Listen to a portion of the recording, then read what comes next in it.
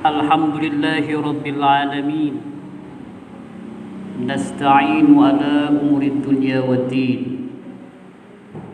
Al-qail fi kitabihil karim. A'udhu billahi minasy syaithanir rajim. Bismillahirrahmanirrahim. Qul bi fadlillahi wa bi rahmatihi fabidzalik falyafrahu. Ashhadu an la ilaha illallah wahdahu la syarika lah wa ashhadu anna Muhammadan abduhu wa rasuluh. Wassalatu wassalamu ala sayyidina Muhammadin sahibil busra salatan tubashshiruna biha ahlana wa auladana wa jami'a masyayikhina wa muallimina wa talabatana wa talibatina min yaumina hadha ila yaumil akhirah. Amma ba'du, ittaqullaha haqqa tuqatih fala tamutunna illa wa antum muslimun. Sidang Jumat yang berbahagia, marilah kita bersama-sama memanjatkan puji syukur kehadiran Allah Subhanahu wa taala, yang mana pada siang hari ini, lebih tepatnya pada bulan Rabiul Awal, mari kita bersama-sama bertakwa kepada Allah Subhanahu wa taala agar di tengah hiruk pikuknya konstelasi politik internasional, mudah-mudahan kita senantiasa mendapatkan syafaat Rasulullah sallallahu alaihi wasallam. Dan juga mari kita bersama-sama menjauhkan dari hal-hal yang dilarang oleh Allah Subhanahu wa taala berikut sahabatnya, di mana dalam konteks kekinian kehormatan Rasulullah sallallahu alaihi wasallam lagi diusik oleh sebuah tabloid yang namanya Charlie Hebdo yang ada di negara Prancis, Paris, di mana sosok Rasulullah sallallahu alaihi wasallam dibuat karikatur lalu kemudian disebar ke seluruh dunia. Alasannya karena hak berkarya. Tetapi mereka lupa bahwa berdasarkan keputusan hak asasi manusia di Den Haag, Belanda, jadi tidak ada alasan apapun manakala kita dalam mengekspresikan sebuah karya tetapi menghina salah satu agama apapun dan simbol agama apapun, termasuk dalam konteks ini adalah Sayyidul Wujud Muhammad sallallahu alaihi wasallam. Jadi secara hak asasi manusia tingkat dunia, pembuatan karikatur Rasulullah sallallahu alaihi wasallam itu sangat tidak dibenarkan. Ma'asyiral muslimin wa zumratal mu'minin rahimakumullah. Jangankan manusia, Allah Subhanahu wa taala, innallaha subhanahu wa ta'ala yunadi anbiya'ahu bismihil mujarrad, bahwa Allah Subhanahu wa ta'ala memanggil para nabinya dengan namanya. Contohnya, ya Adam uskun anta. Ada lagi Allah Subhanahu wa ta'ala memanggil nabinya yaitu Zakaria, ya Zakaria khudhil kitaba bil quwwah, ya Nuh, ya Idris, dan lain sebagainya.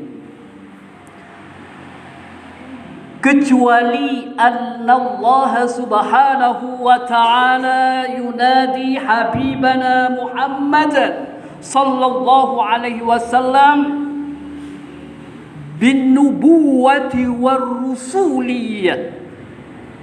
Allah Subhanahu wa taala memanggil Kanjeng Nabi Muhammad sallallahu alaihi wasallam, tidak langsung manggil namanya, tetapi Allah memanggil kenabiannya. Allah memanggil kerasulannya.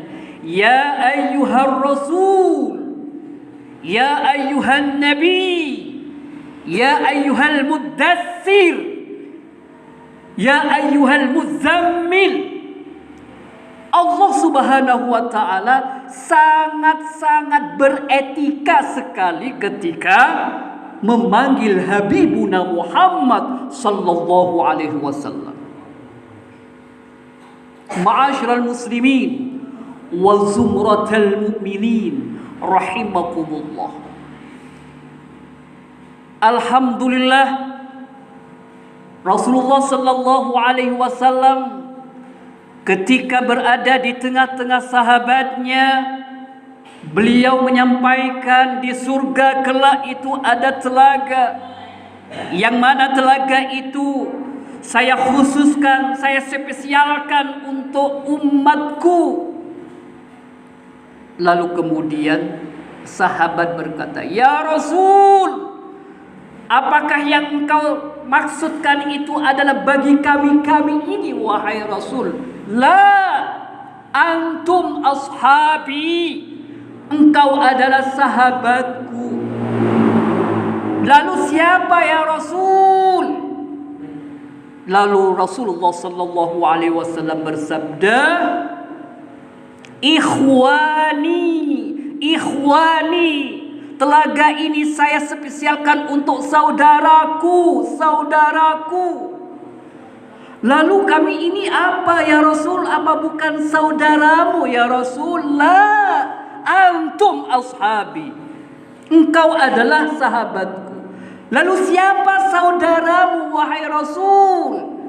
"Man amana bi walam yaroni." Mereka adalah orang yang beriman kepadaku, kendati pun mereka tidak pernah melihatku. Mereka itulah adalah saudaraku-saudaraku yang kelak akan berhak untuk meminum telaga-telaga ini. Subhanallah, tabarakallahu ta'ala.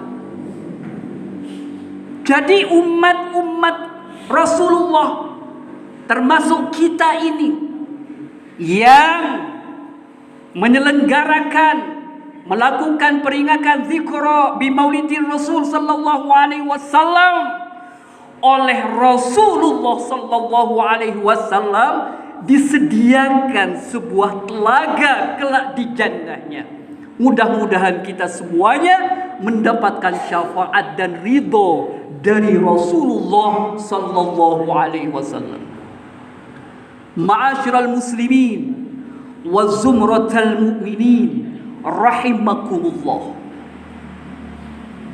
Ibnul Qayyim dalam kitabnya Manhajus Salaf pernah ditanyakan, "Wahai imam, bagaimana menurut Anda fenomena Maulid Nabi Muhammad sallallahu alaihi wasallam, di mana majlis itu dibacakan sirah nabawiyah, di dalamnya ada maulid, di dalamnya ada doa, di dalamnya ada sedekah, di dalamnya ada majlis zikir, di dalamnya ada mau'izah hasanah." Apa jawab beliau? Fenomena Maulid Nabi Muhammad sallallahu alaihi wasallam adalah fenomena hasanun yang baik, dan itu akan mendapatkan pahala dari Allah Subhanahu wa taala. Ma'asyiral muslimin wa zumratal mu'minin rahimakumullah. Al-Imam Jalaluddin Al-Hafidh As-Suyuti dalam kitabnya Al-Fatawi lil Fatawi mengatakan, pernah ditanyakan su'ilal imam tentang bagaimana kondisi Maulid Nabi Muhammad sallallahu alaihi wasallam yang diselenggarakan oleh seluruh umat manusia yang ada di seluruh penjuru dunia, tidak hanya di daerah Teluk, tidak hanya di daerah Afrika, yang notabene-nya pernah di Afrika itu menyelenggarakan Maulid Nabi Muhammad sallallahu alaihi wasallam. Jamaah yang hadir itu tembus dari 5 juta orang. Ma'asyiral muslimin wa zumratal mu'minin. Apa jawab beliau? Jawab beliau, hadza bid'atun hasanah. Kondisi itu adalah bid'ah hasanah. Ada yang mengatakan, salah satu profesor doktor yang mengatakan bahwa Maulid Nabi Muhammad sallallahu alaihi wasallam itu adalah sunnah taqririyah. Ma'asyiral muslimin, sunnah Rasulullah sallallahu alaihi wasallam itu ada 3. Yang pertama adalah sunnah qauliyah. An Umar ibn al-Khattab qala Nabi Muhammad sallallahu alaihi wasallam, qala Nabi man ahdasa qala Nabi. Nah, itu termasuk salah satu sunnah qauliyah, sesuatu yang diucapkan dari bibir suci Rasulullah sallallahu alaihi wasallam. Yang kedua, ada namanya sunnah fi'liyah. Artinya tindak tanduk Rasulullah itu menjadi role model panutan kita. Memang Rasulullah belum pernah mengucapkan, tetapi Rasulullah pernah melakukan. Kunna fi majlisin Nabi Muhammad sallallahu alaihi wasallam yaqul, misalkan saya pernah dalam satu majlis dengan Rasulullah dan beliau melakukan ini bla bla bla bla. Itu termasuk sunnah fi'liyah. Dan yang terakhir adalah sunnah taqririyah.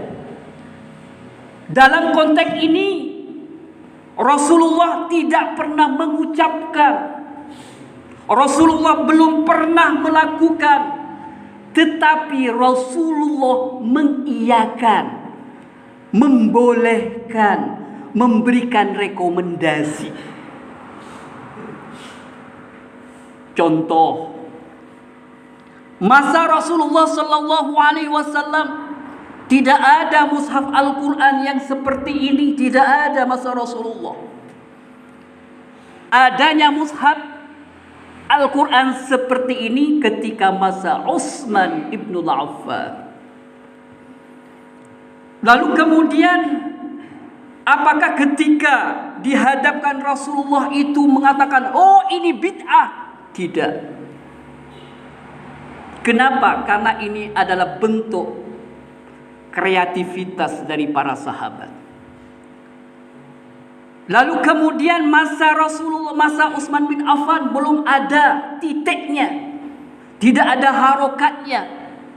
Kapan itu terjadi? Ketika masa-masa tabi'in ad-dauli, lalu baru ada titik. Kalau seperti perahu, titik 1 ba. Seperti perahu titik 3 ta. Seperti perahu titik 3 sa. Itu masa Rasulullah tidak ada. Masa sahabat tidak ada. Adanya titik itu adalah ketika masa tabi'in. Dan ini adalah salah satu bentuk kreativitas dan produktivitas dari salah satu umat Islam. Ma'asyiral muslimin wa zumratal mu'minin rahimakumullah. Nah, perayaan zikra bi maulidin Nabi Muhammad sallallahu alaihi wasallam termasuk sunnah yang nomor 3, yaitu sunnah takririyah. Mudah-mudahan kita semuanya mendapatkan syafaatnya. Barakallahu li wa lakum fil Qur'anil azim wa nafa'ana wa iyyakum bima fihi wa dzikril hakim wa taqabbala minna innahu huwas samiul alim.